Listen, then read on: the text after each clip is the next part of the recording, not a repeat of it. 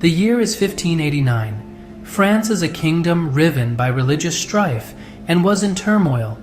King Henry III, the last of the Valois dynasty, lay dead, assassinated by a Catholic monk. His death sparked a crisis of succession, a power vacuum that threatened to plunge France further into chaos. The heir apparent, however, was a figure of controversy, Henry of Navarre, a prince from a small kingdom in the Pyrenees Mountains. He was baptized a Catholic but raised a Huguenot Protestant by his mother in a predominantly Catholic country. He was a charismatic and popular leader. His claim to the throne was strong, but his religion was a significant obstacle. France was scarred by decades of religious wars between Catholics and Protestants, and the people were suspicious of a Protestant king. Many feared that Henry's ascension would tip the delicate balance of power and usher in an era of Protestant domination. The assassination of Henry III sent shockwaves through the French court. It was a time of great uncertainty and fear. No one knew what the future held for France, but everyone understood that the stakes were incredibly high. The struggle for the throne of France was about to begin.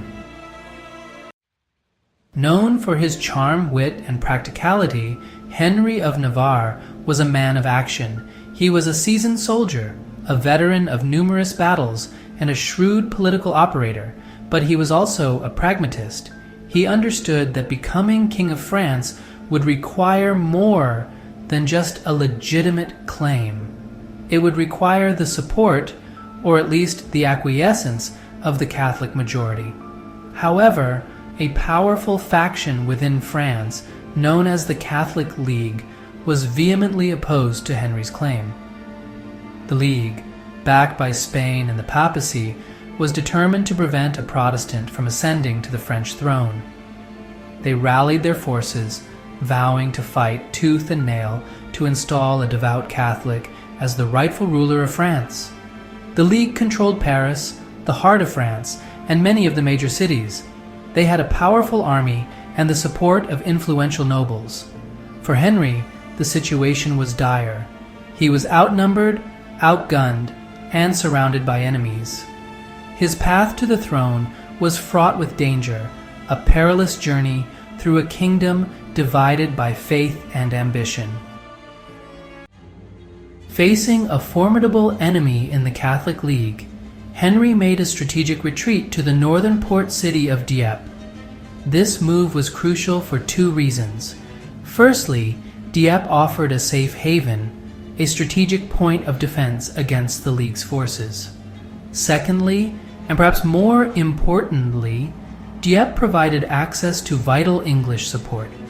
Under the rule of Queen Elizabeth I, England was a Protestant nation and a natural ally against Catholic Spain and the League.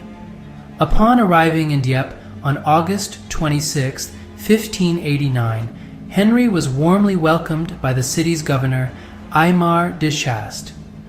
Recognizing the strategic importance of Dieppe, Henry immediately set about strengthening its defenses. He understood that holding Dieppe was crucial, not only for his own survival, but also for maintaining a foothold in northern France. The people of Dieppe, recognizing the gravity of the situation, rallied to Henry's cause. They worked tirelessly alongside his soldiers, reinforcing the city walls, building gun emplacements, and stockpiling supplies. Known for his common touch, Henry made a point of working alongside his men, sharing their hardships and inspiring them with his determination. He knew that the defense of Dieppe was not just a military campaign, it was a fight for the soul of France. The Catholic League, led by the formidable Duke of Mayenne, was not idle. The Duke was confident in his superior numbers and marched on Dieppe with the intention of crushing Henry and his English allies. The League's army, larger and better equipped than Henry's, arrived at the outskirts of Dieppe in mid-September. The stage was set for a confrontation that would have a profound impact on the future of France. The Battle of Arques began under the cover of a thick fog, a meteorological quirk that would play a decisive role in the outcome of the engagement. It disoriented both sides, provided Henry with an unexpected advantage. He used the cover to launch a series of surprise attacks, harassing the League's forces and disrupting their formations. As the fog slowly lifted, the full fury of the battle was unleashed. Cannon fire from the ramparts of Dieppe castle, personally overseen by Henry, inflicted heavy casualties on the League's ranks. Meanwhile, English reinforcements sailing into Dieppe harbor bolstered Henry's forces, tipping the balance of power in his favor. After hours of intense fighting, the League's attack faltered. Mayenne's plan did not work out, and, with his army bloodied, he ordered a retreat. The victory at Arques, though hard-fought, was a significant turning point for Henry. It proved that he was not just a figurehead, but a capable military leader who could rally his troops and defeat a superior force. He often inspired his troops with the rallying cry, "Follow my white plume."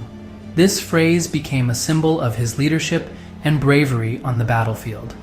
The victory was a beacon of hope for Henry and his followers, a sign that the dream of a Protestant king on the throne of France was not yet extinguished.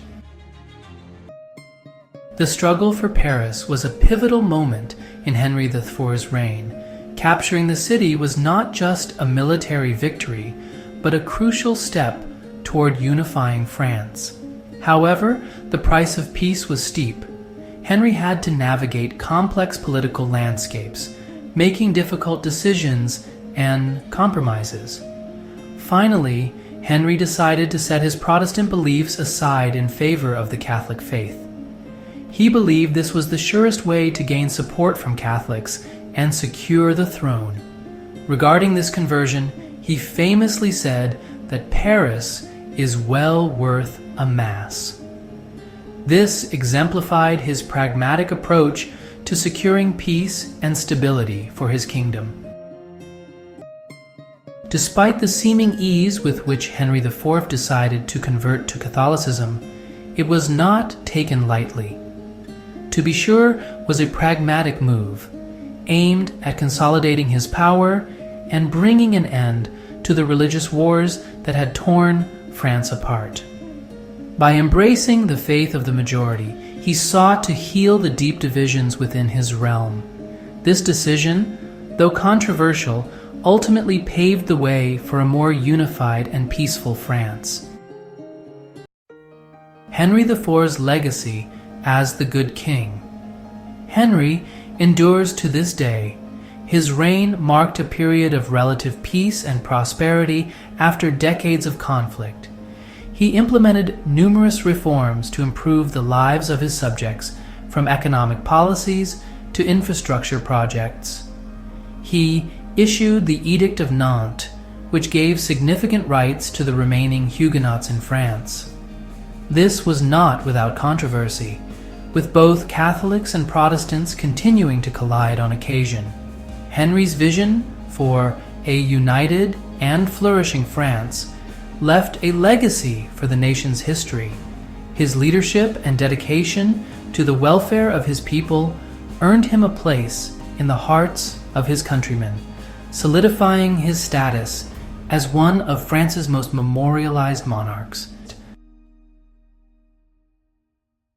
Thank you for watching. If you enjoyed this video and would like to see more, please give it a thumbs up and subscribe to Trotastoria to continue learning from the annals of history.